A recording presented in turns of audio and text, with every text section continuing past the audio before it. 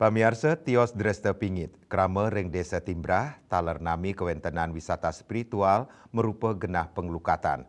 Kramane percaya genah melukat inucap sidang lebur sekancan mala miwah sarwaleta.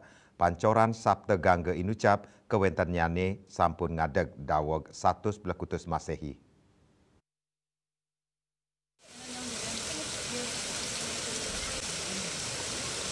Genah pengelukatan pancoran Sabta Gangga inucap wit nyani pinaka genah mesucian ide betara susunan krama Timbrah.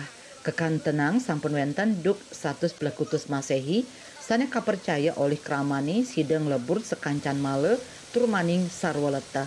Krama sane jagi pedek tangkil ke genah pengelukatan ring desa Timbrah sida makte pejati antuk keaturang ring pelingkih irike. Wenten pepitu pancoran sane mualte skadi wastan tukad ring negara India, Luwire Gangga, Sindhu, Saraswati, Yamuna, Godawari, Narmada, miwah Serayu. Ring sajroning limbakang kuentenan wisata spiritual, krama sane tangkil nenten wantah sida molihang galah antuk melukat nanging taler kejangkepin antuk kalih kolam rekreasi. Genah inucap sida kaanggen oleh pemedek sane merarian ritat kalawusan ngelaksanayang melukat.